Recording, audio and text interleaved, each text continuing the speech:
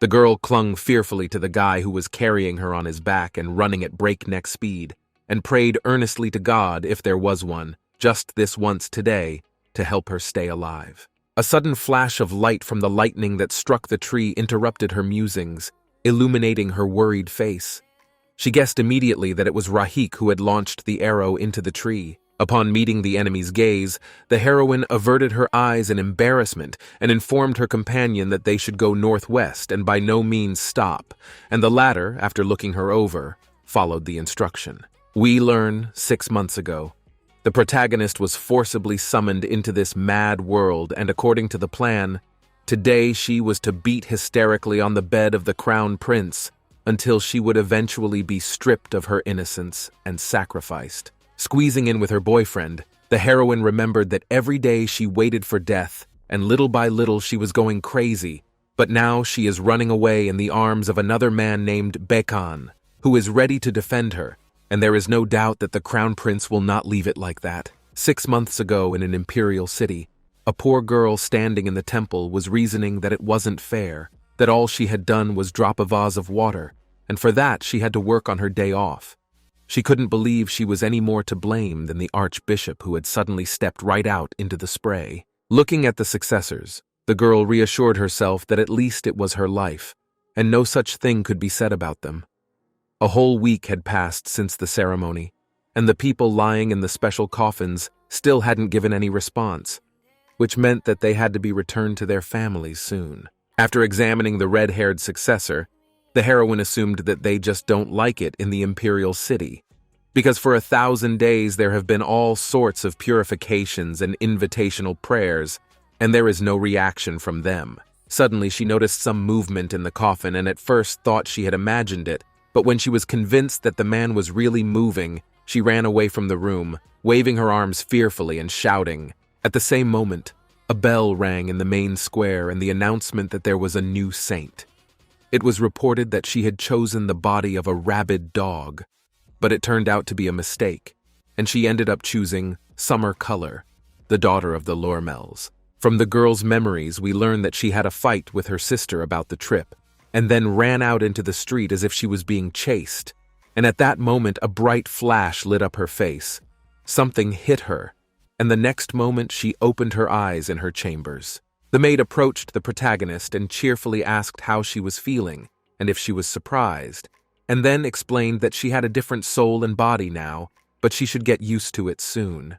Looking at the speaker who took her hand, the girl confusedly assumed that the speaker was a foreigner, as she didn't understand a single word spoken to her. Now the heroine, little by little coming to herself, began to feel that her throat was terribly sore and she could neither speak nor move, and the maid, beginning to rub her waking hands, explained that she had been taught that she should rub her hands after rebirth, as her body was supposed to be numb. Coming to the conclusion that her new assistant was a nurse, the girl thought she was in a hospital, and the maid, crying, fixed her with her gaze and asked hopefully if she was awake. Suddenly, the protagonist noticed a handsome guy walking in, who was surprised that she had chosen Summer Color, and stated that the mere sight of him already gave him a headache. But that was okay, because as long as he was around, she would be valued higher. Finishing his speech, he leaned over the waking woman and examined her carefully. Staring at the boy, the girl did not realize who it was, and the man, turning sternly to the servant, asked if the girl had eaten, and, looking again at the girl lying in bed, smiled, said that it was excellent, and asked his assistant to contact the Lormels, because the poisonous weed that had taken root in the summer garden had finally bloomed. Hearing that the man had asked her to congratulate the Lormels on selling their daughter for the best price possible, the maid jumped, startled on the spot, and asked if the man was sure he wanted to give this to the Dukes of Lormel. Having been ordered to say so, everything to the word, the girl left the room, leaving the man alone in the heroine, who now, taking her eyes off him, felt embarrassed. It was awkward for her to be in the room alone with a new acquaintance. Suddenly, the man handed the girl a glass and offered her a drink, but she, sensing the danger and noticing his threatening look, said nothing, which meant refusal. Noticing this, the interlocutor drank the contents of the glass, and she did not understand what he was doing and why he suddenly drank the drink. Having emptied the glass, the man leaned over the girl and kissed her, and she realized, fearfully closing her eyes, she realized that she was about to suffocate because of the water that was in his mouth. She couldn't take it anymore and started to resist, to which the guy immediately reacted. Pulling away from the heroine, the man grabbed her face sharply, causing her to grimace even more and bringing it closer to his, noting that although she was not skilled in the use of her tongue, it was still rude to avoid his tongue. After examining the poor girl, the guy decided that now she would be called Lagrisha, and the girl, having escaped from his hands, looked angrily at the interlocutor and realized that he was undoubtedly crazy. Sitting on a couch in the palace of the great empire of Belagreum, the protagonist realized that she had been here for 5 days already, so she sighed heavily, covering her eyes tiredly. Trying to stand up, she froze, because although her upper body and arms were already moving, but she still couldn't walk. The girl looked out the window once more, noticing that she could see nothing but the deep forest, and sighed disappointedly, thinking that she wished she knew where she was, when suddenly several women burst into her room without knocking. One of the entrants started groping the heroine, and she remembered that a man drops by every day for a few minutes and doesn't seem to intend to do anything illegal to her. But as soon as anything changes in the room, the door immediately opens and strange women come in. After guessing that she was under surveillance, and grinning when she realized that they thought that she, a non-walker, would be able to escape, the protagonist decided not to provoke anyone until she found a way out, and to hide her emotions, not to be nervous. Having made a decision to keep herself in control, the girl remembered how her relative told her that she was not a genius, so she needed very little from her. To hide her emotions, not to be nervous, and to restrain laughter and tears, because it should not have a detrimental effect on her sister and spoil her life, because she is easily influenced by the emotions of others. She had tolerated and adjusted as long as she could remember, kept silent, ignoring insults. But one day, she had had enough. Suddenly her musings were interrupted by a man entering, who brought her strawberries, and after examining her, called her a capricious girl. Holding out a berry to the girl, the guy explained that she had already been in this body for 5 days, which meant that it was time for her to start tasting the fruit, which she decided to argue with, and, blushing with embarrassment, ate the strawberry, for which she received praise. In fact, the protagonist did not understand a word, and could not even understand what this language was. But when she heard the name of the interlocutor, she immediately understood what it was about and tried to repeat it, but she did not succeed very well. Pleased with her success, the man pointed to the girl and repeated her name. Lagrisha. The girl was angry. She was annoyed that he had been repeating for 5 days as if it were her name. At last, deciding to object, she began to say her name in her own language, but under the heavy gaze of her interlocutor, she could not remember it. Suddenly, she remembered being called the rabid loon of society, the broken, weedy weed in the summer garden that nothing could weed out, or the most nightmarish woman in the empire, Beatrice Lormel. In the office of the Archbishop of the Great Temple, a man sitting before his interlocutor angrily struck his fist on the table and fiercely bellowed whether the girl, in his opinion, resembled the hereditary princess, and the Holy Father, slumped in his chair, confusedly confirmed it, for now the soul in her was from quite another person. The man irritatedly told the man not to take him for an idiot, and asked if the man thought he had hidden the truth so well that he wouldn't get to it. He knew that the saint was instilled into the body of the person most like her. Without waiting for a reply from the Holy Father, who lowered his head guiltily, the man unfolded the scroll and explained that he had been ordered to gather information about Beatrice Lormel, and, among the things he had found, he was interested in the last 3 lines. Noticing the interest of the interlocutor, the head of the empire read that the girl blinded her own younger brother, Dietrich Lormel, by sticking a shard of glass in his eye. The reason for such an act is unknown, but for this her family punished her severely, and, taking the opportunity, donated her body as a successor for the Holy Spirit. The Holy Father, having listened attentively to the story, said that it was necessary to bring Lagrisha into a form worthy of the imperial palace, for she was already beginning to show character, and the wedding was not far off. With a stern look at his interlocutor, the man replied that too many people were waiting for the blessing of the Holy Maiden, so Legricia had to be perfect. There were only 6 months left in which to erase that monstrous image and make her a full-fledged hereditary princess. Taking the last berry and holding it out to the girl, the man told her that all saints behave the same way once they realize the situation. They either start sobbing, go into a rage, or deny reality by closing their eyes and ears. But she understood everything and calmly accepted the situation as if she had learned to surrender long ago. Touching her tongue, the interlocutor marveled, calling her humility in a special elegant way, and she, losing her temper, screamed and called him a crazy maniac, always trying to get into her mouth. The girl thought that the foreigner did not understand her speech, but she was mistaken. He got angry and grinned. Noticing this, she froze and her face showed worry, because she guessed that he understood her speech, so she decided not to provoke him anymore for her own safety. She smiled embarrassedly and apologized in her own language, saying that she hadn't lost her temper on purpose, and explaining that it was just too hard for her to be cooped up in this room all the time.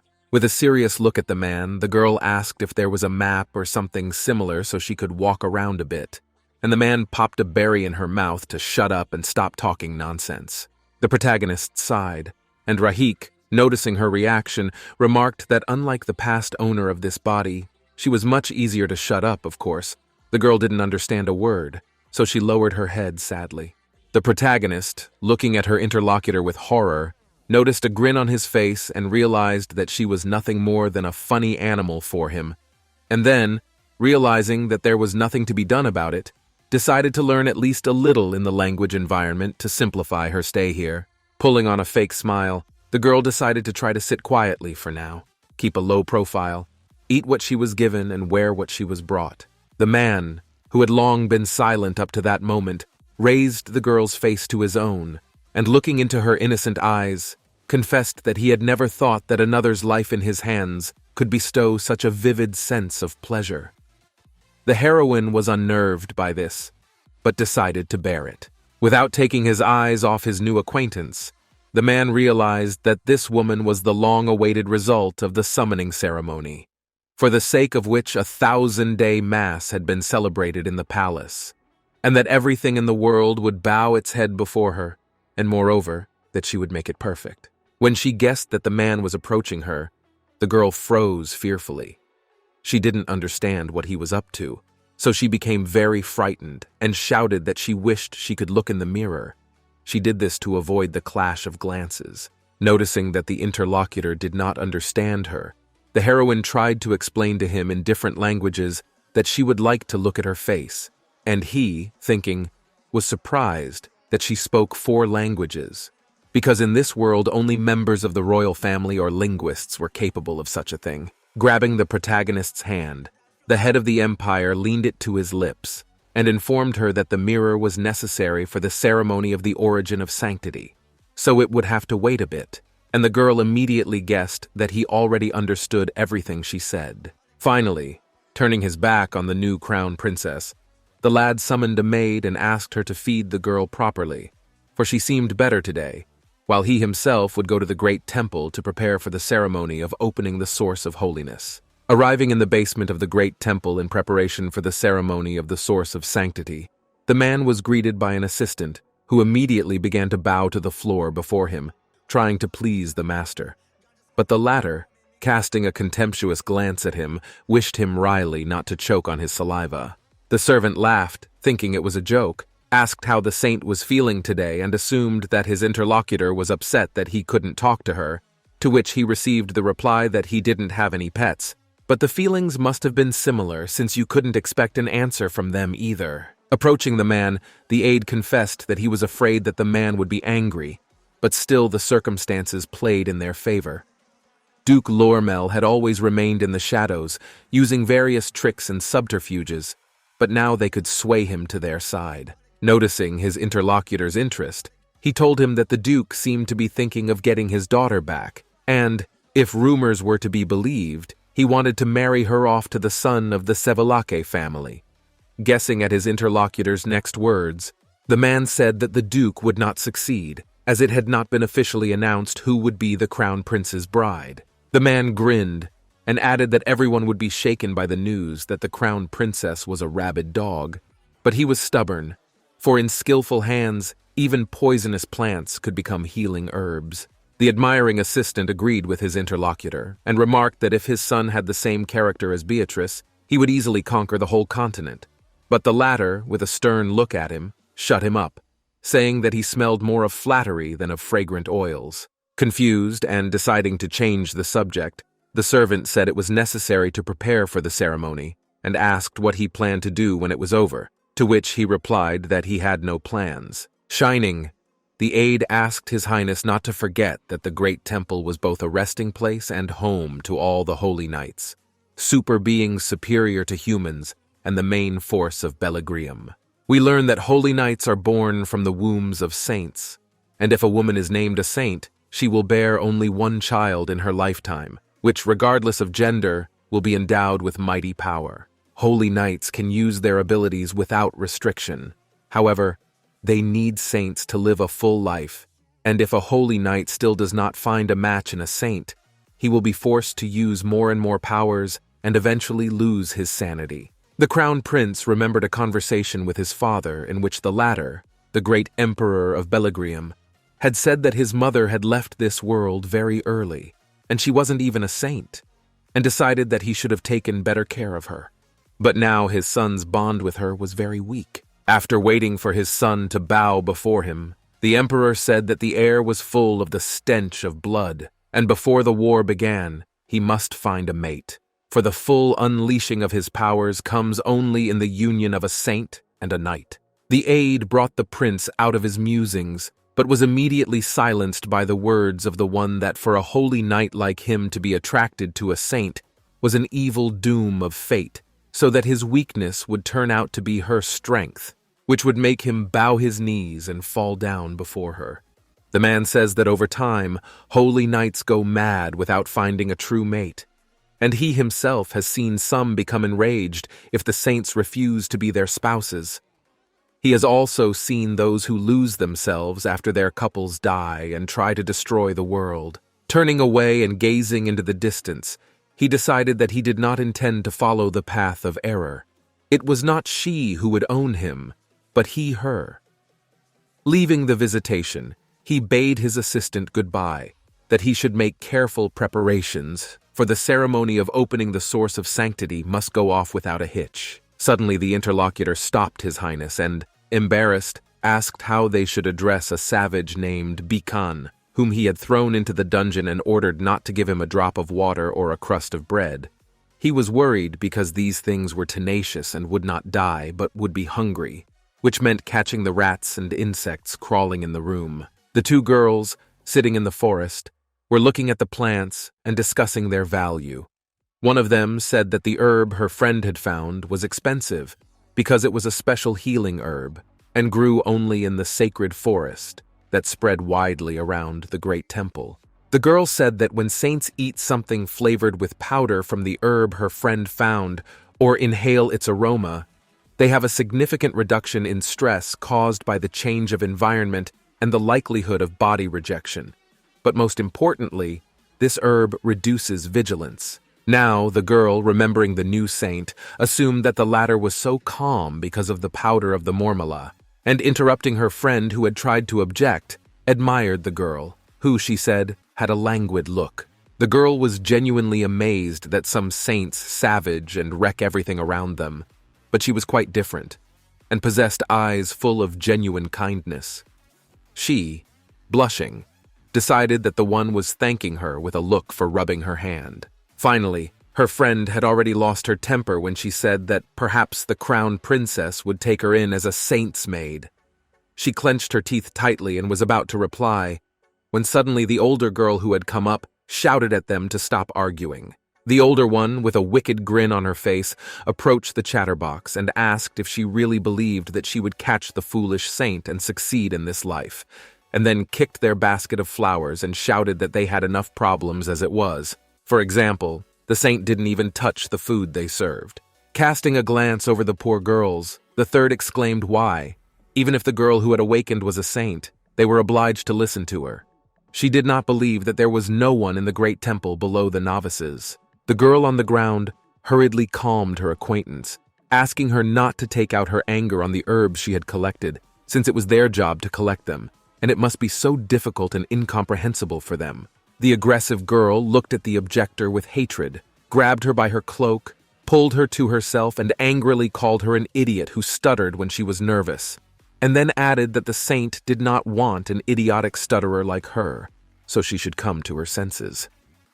After hearing the insults, the victim wept bitterly with resentment. Sitting in her room, the protagonist gave orders to a maid in a language new to her, and realized that a person could get used to anything. Although no one was in a hurry to teach her the language or writing, she could still hear something if she calmed down and listened.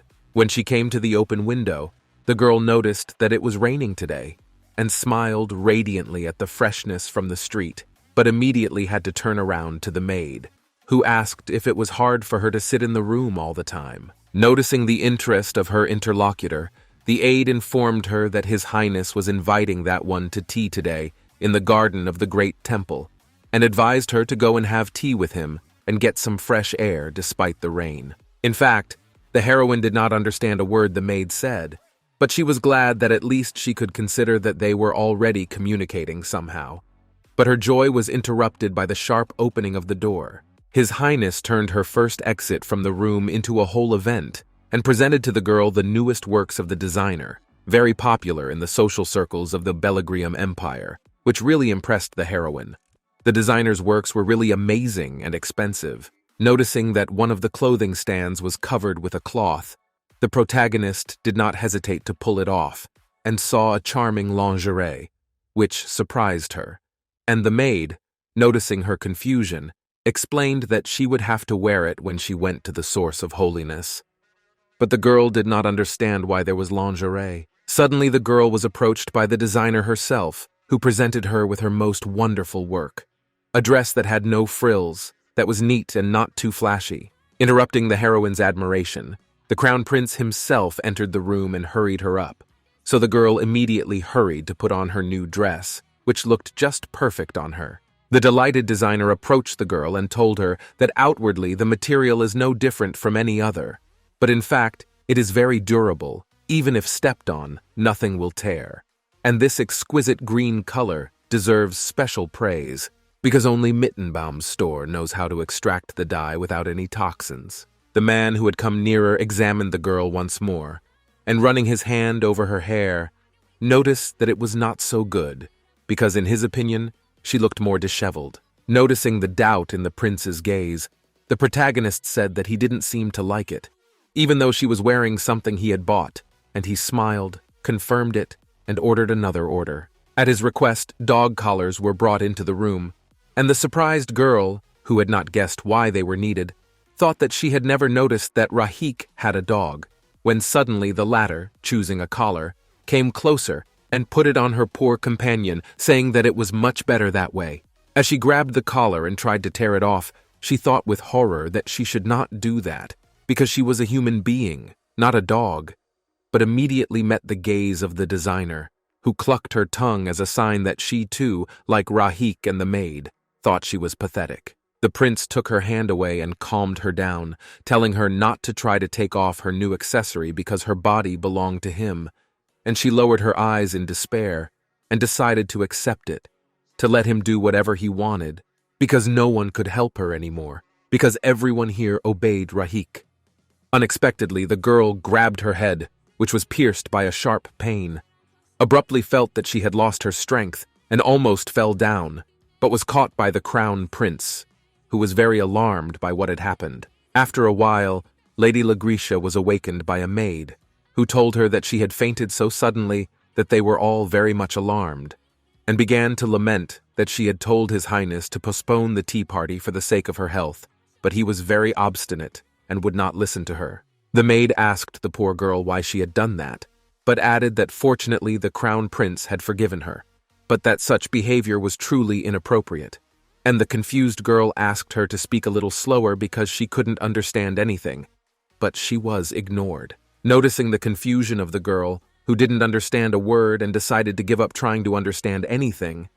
The maid turned pale and grabbed the waking girl's hand, thinking that she still had a pain somewhere, and then, without waiting for an answer, immediately rushed after the healer. Left to herself, the heroine, who had just come to her senses, overheard a conversation between two novices who were unhappy that even in the rain they had to dig in the mud. The friends, also noticing the lady, did not recognize her, but were very surprised to see the dog collar around her neck, and one of them envied the saint who was dry and comfortable while they plowed here. Suddenly, the third girl, who was accompanying them, pushed the novice named Celine so that she dropped all the herbs she had collected.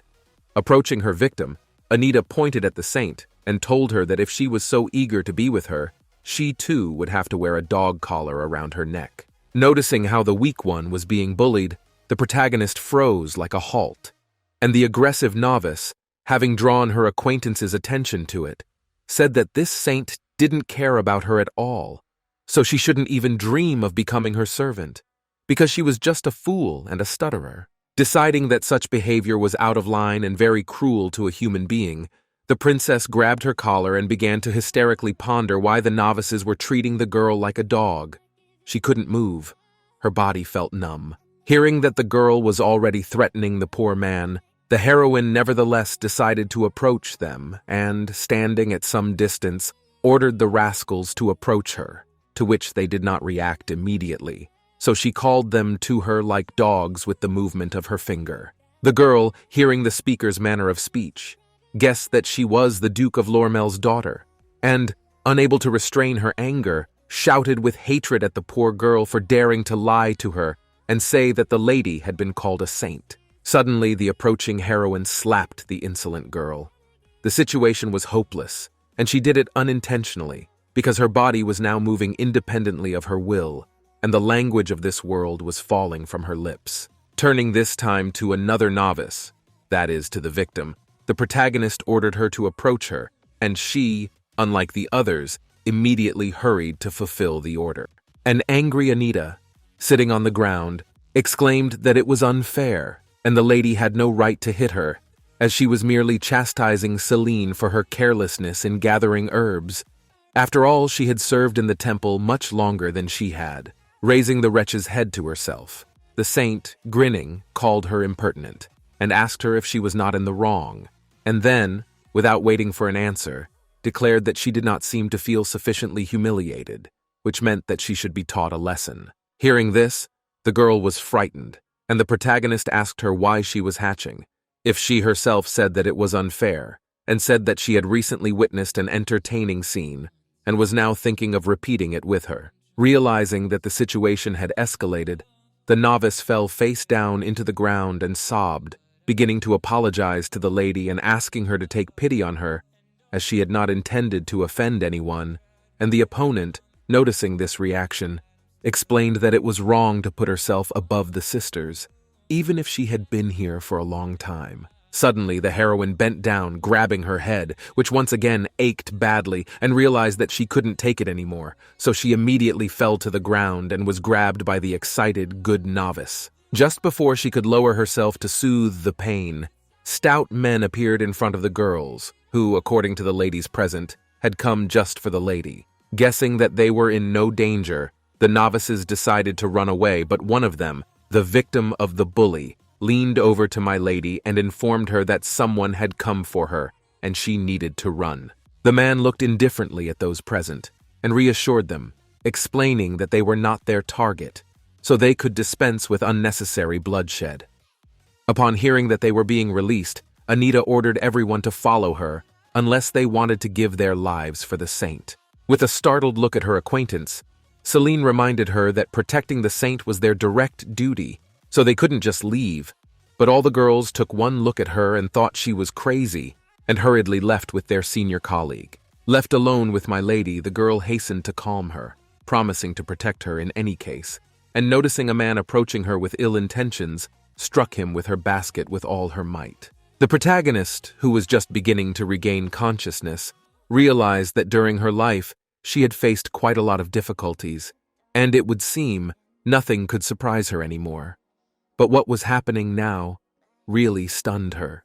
At this time, the assailant grabbed the saint's defender by the neck and lifted her high above the ground so that she began to gasp for air while crying, and then threw her away, and approaching the saint, pointed a knife at her. Having guessed that she was going to be killed, the poor heroine, who seemed more pathetic in the pouring rain, thought it must be for the best, for she simply had no strength left to resist.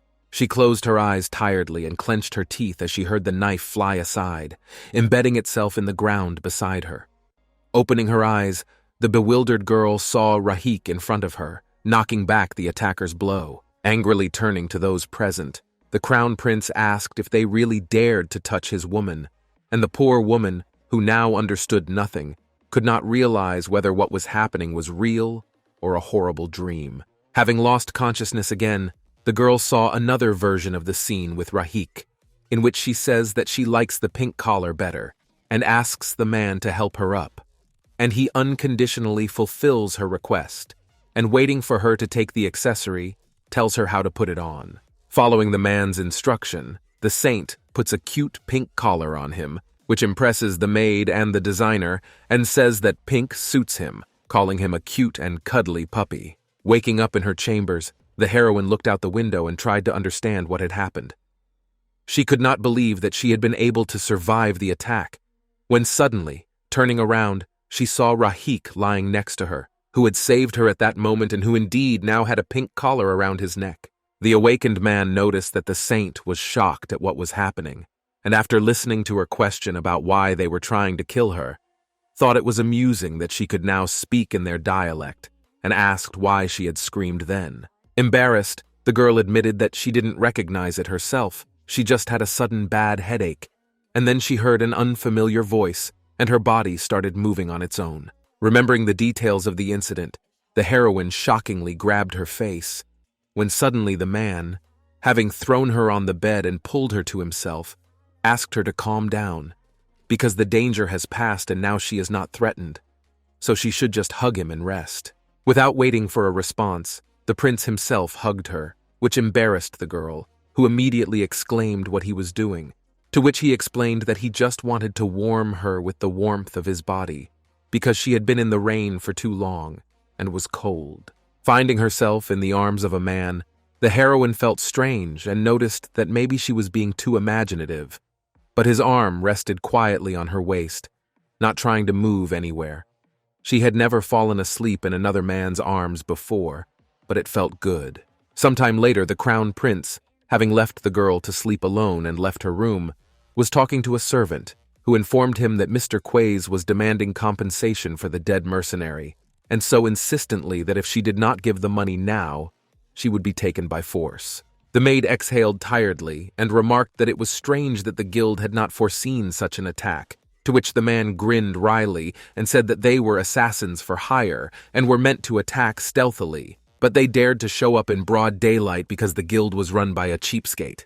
The hero says that the guild leader is ready to crawl in the mud on his knees for an extra coin, and such a person will not move a finger until the price is not called. Upon hearing the maid's question as to what then wished the saint dead, the man removed his pink collar, placed it in her hands, and suggested that it was most likely someone from the neutrals. From the Crown Prince's story, we learn that he leads the Golden Sun faction, the Duchy of Lormel is behind the neutral Summer Garden faction, and his uncle, Archduke Musgrato, leads the Great Overflow faction.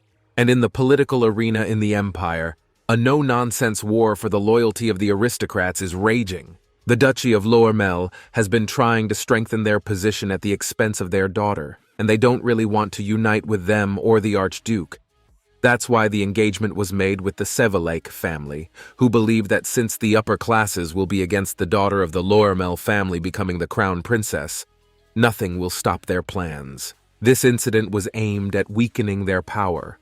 So the crown prince, after finishing his story at this point, asked the maid to order people to observe Archduke Musgrato and spread the rumors, as it was impossible to allow disturbances in their territory. Rumors are a good trigger for vested interests, and the instigator will reveal himself to the world. So it's important to present what happened as favorably as possible for everyone to believe. The prince's aide, bowing before him, began to sob and hysterically beg pardon for the saint's near loss of life, but was not pitying the man, who, turning around indifferently, promised for his long service to prepare for him a sumptuous farewell ceremony. He glared angrily at his interlocutor and told him that his crown princess was miraculously unharmed, and asked how the man had dared to allow such a thing to happen.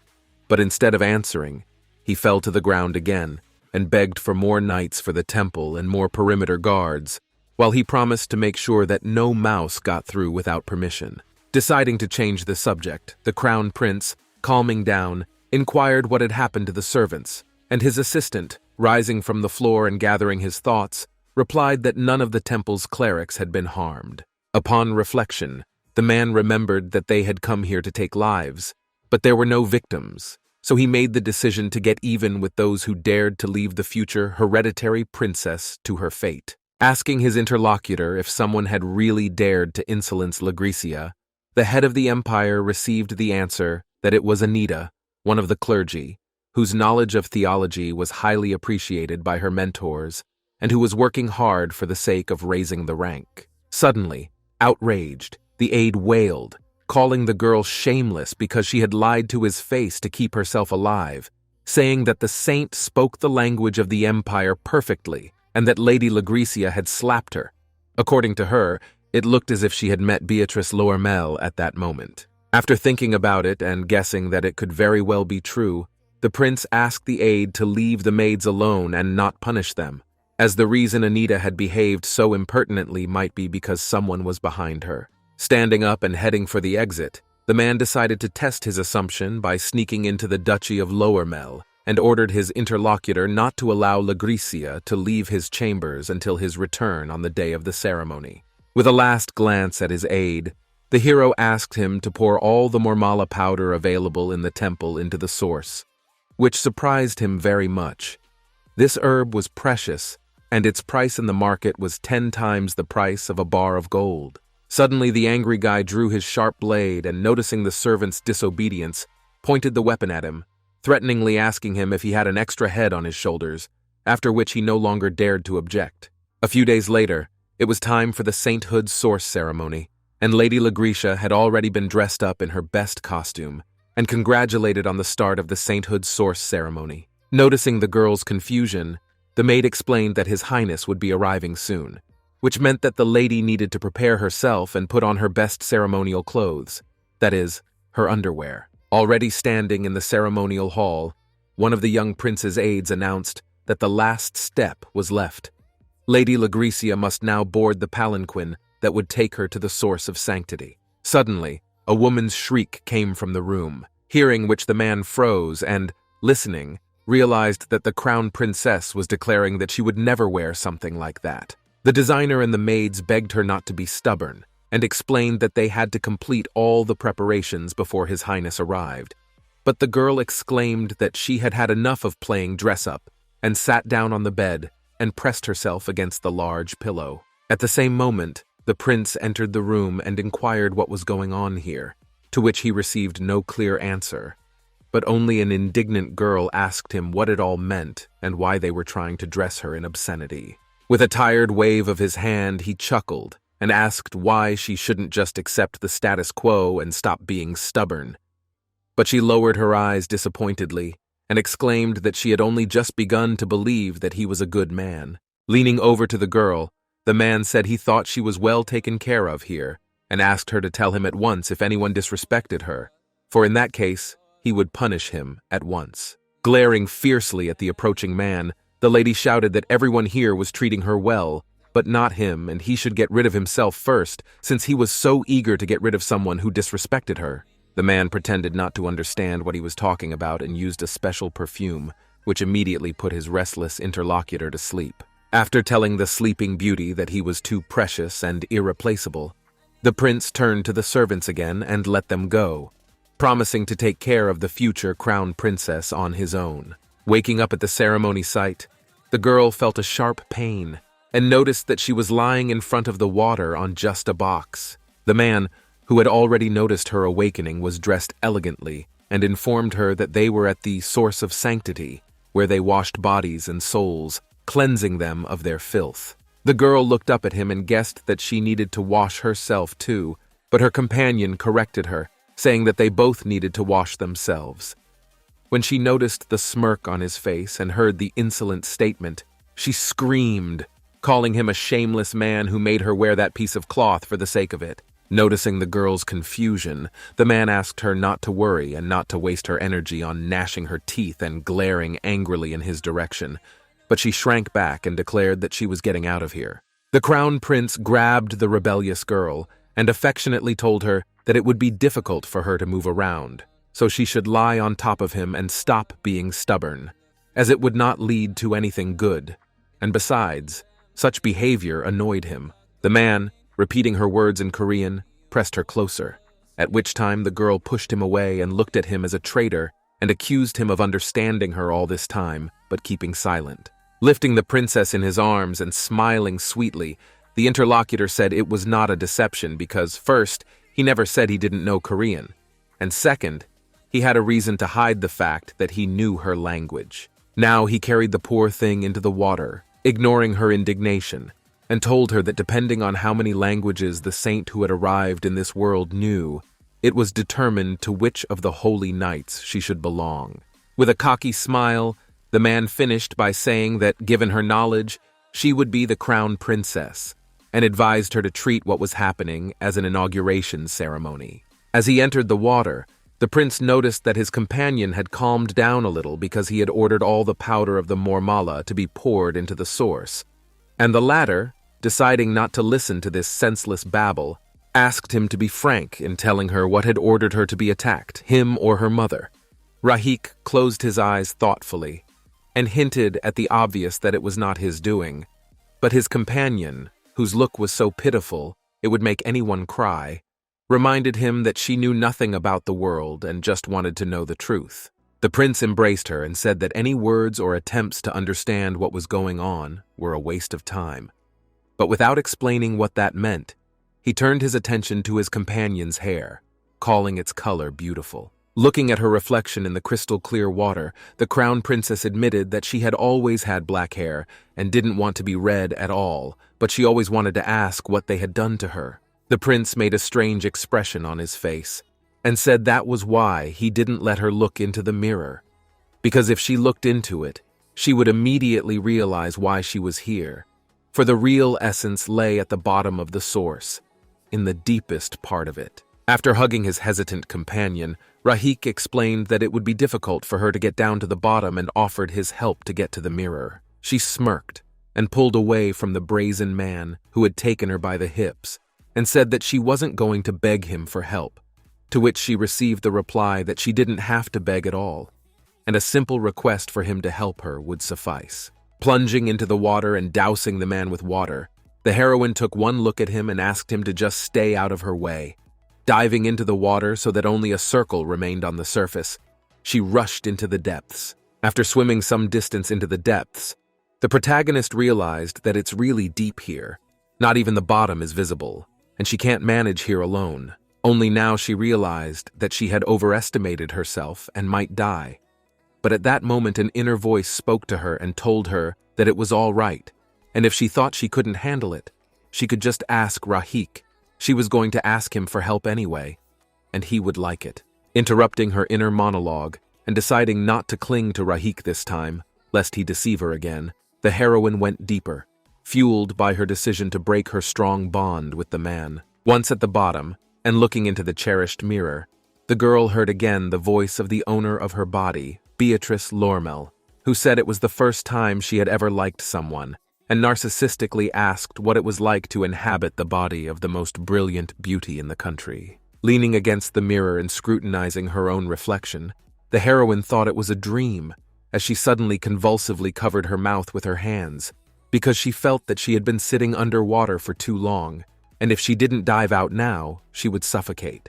The reflection from the mirror, noticing the problem of the interlocutor, stretched out his arm and dragged the poor woman to himself, where she found herself on the floor, coughing because of the large amount of water in her lungs. The savior advised the nearly drowned girl to spit out the water and, approaching her, told her that it was nothing, for she had crawled after Rahik, begging him to keep her alive. The poor weak girl, ignoring the mockery of her interlocutor, asked what this place was, to which she received the answer that it was the inner world of the original owner of the body, Beatrice Lormel. The heroine guessed that she was the one controlling her body then, and Beatrice, laughing guiltily, explained that she knew she should have been patient, but then it had gotten quite unbearable. Guessing that the new owner of her body had a bunch of questions, the girl promised to explain everything, but offered the a change of scenery and invited the poor girl to come and sit down, pointing her to an empty space, in place of which, as soon as she finished her thought, a table with a pile of fancy food appeared. Noticing the surprise of the guest, Beatrice asked if the guest was still surprised, and repeated that she was now in her body, but the heroine, interrupting the speaker, asked if she was in her body. Then what was wrong with her body? The beauty also sat down at the table, and carelessly replied that she had no idea about the real fate of her interlocutor's body, but she had no reason to return to it anyway. She made this conclusion based on the fact that she had seen all her memories, and, apparently, there were no dear people there. Interrupting Beatrice's musings, the protagonist, looking at her hopefully, said that she asked about the body not because she was going back, but just didn't understand how she had gotten into someone else's body in the first place. She stared blankly into the distance and explained that she would die of boredom if she had to explain how she had gotten into her body. So she decided to make it easy for both of them, and said that it was just a bunch of old men in the temple who had been crawling on their knees and praying for 1,000 days. That was how she had gotten here, and the rest didn't matter. Having listened to not the most detailed story, the heroine took a sip of tea, but was surprised to realize that she could not smell or taste it, and she did not hear any sounds. But at that moment, the beauty, interrupting the interlocutor, who continued to study the world around her, jumped up from the table and exclaimed that she was so finished that she could not even go to hell. Having calmed down a bit, the mistress of this world approached the guest and informed her that she didn't need to return and could live here, away from her mother and sister, who brought nothing but pain anyway. And also, here she could get what she wanted so much: freedom. Looking directly into the pure eyes of her interlocutor, the beauty reminded that she wanted to live freely until the end of time, and here her eternal dream could come true. Grabbing her new friend by the arm, Beatrice offered to show her something and led her into a room with a huge gray ball, calling the thing a gift for her guest, who, confused, wondered what it was. The kindly original owner of the body explained that the gut of the arrogant jerk Rahik was in front of them, and handed the girl a thread to start with to unravel everything that lurked in the heart of the mad crown prince, down to the last detail. Realizing that she needed to unravel it all, the heroine set to work, which the hostess assumed would take her all night. But when she found out how long it was, she stopped and asked why she needed to unravel it at all. Beatrice explained that if she unraveled everything, the man would stop doing crazy things, and each unraveled knot would make him more subordinate to her.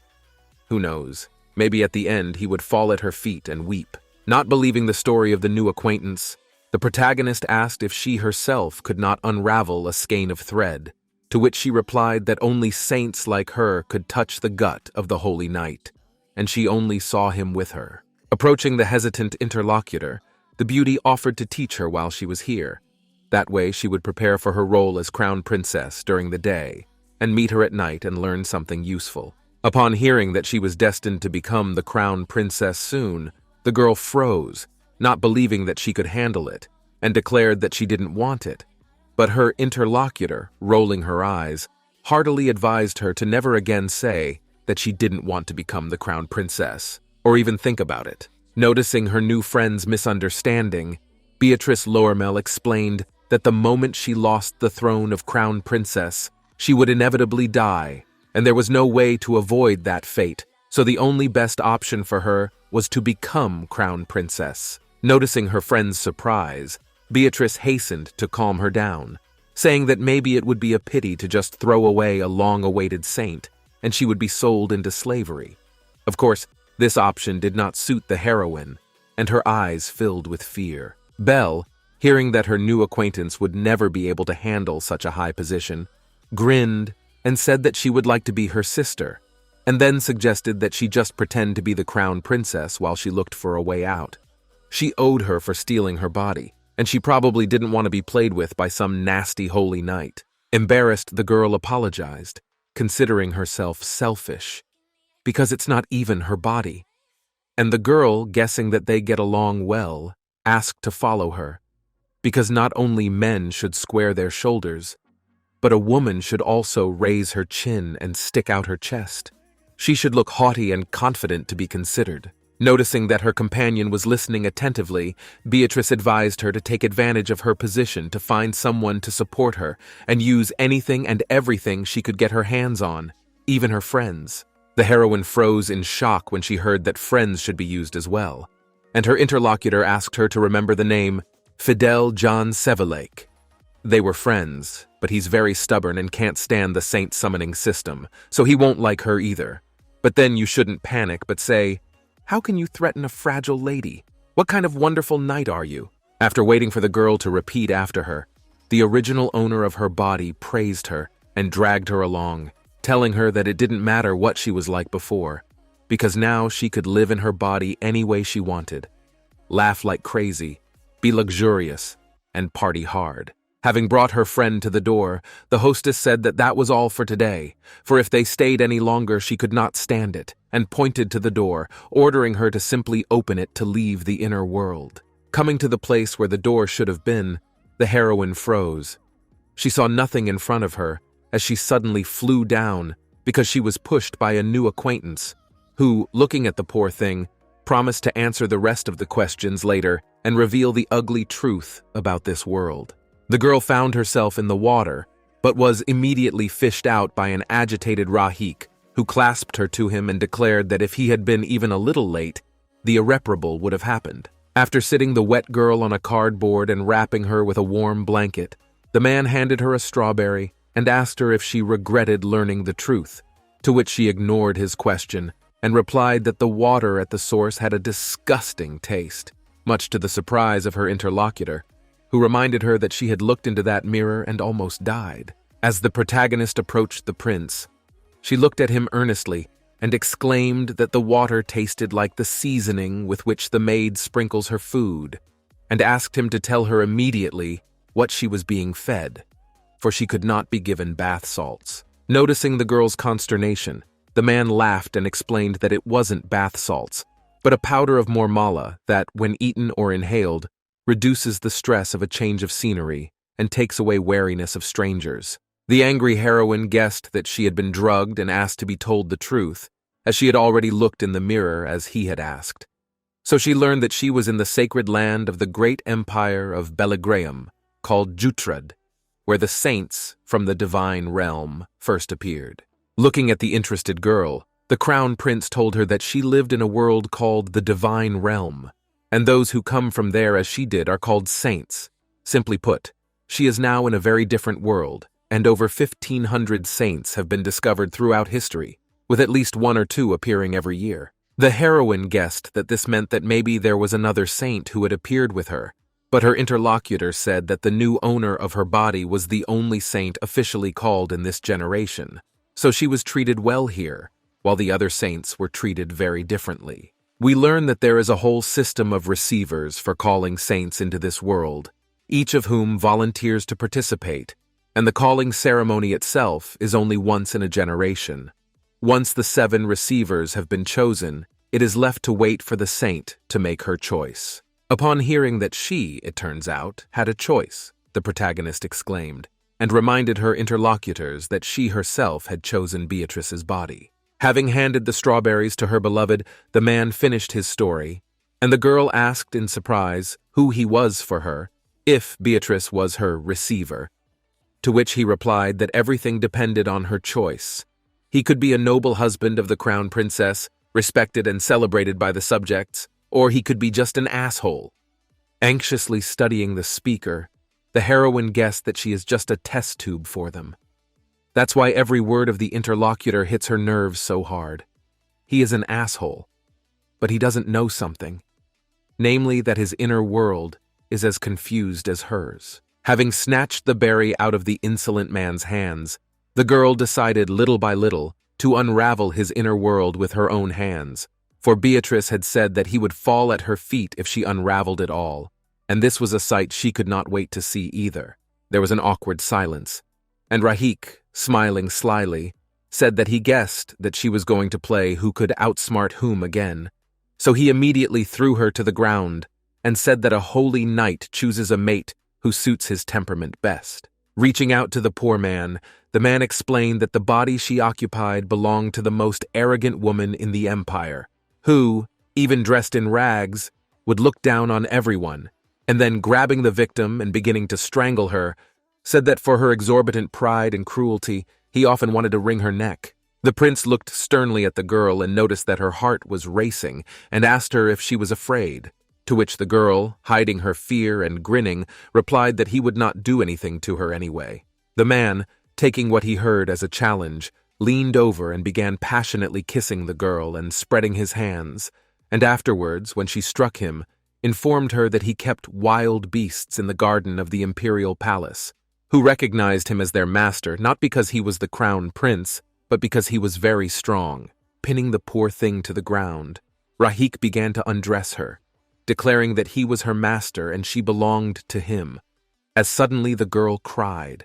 She didn't want to be someone's pet, so remembering Beatrice's words, she decided to be proud of herself and exalt herself, as she had advised. Taking the prince by the face, the heroine lifted herself slightly, and smiling sweetly, said that she had something to teach him, namely that he was capable of raising her to the heavens, for he was handsome, rich, and had one of the highest statuses in the empire. Pulling away from her surprised interlocutor, the future crown princess told him that in the world where she came from, people fall in love first, and only then propose and hold a ceremony, so she asked why she had to marry by force. The man, hearing this, asked if she wanted to say that they should first fall in love with each other, as in her world, and then added that he was not that attentive, to which the girl replied, covering her eyes indifferently, that she did not expect anything special from him, and it was only interest.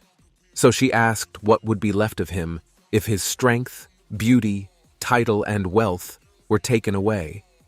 She was sure that without it, he would not be able to win her heart. Stating that all she wanted was respect, the woman explained that in the world she came from, she was always ignored and taken by force, so she didn't want to be with a man who didn't consider her.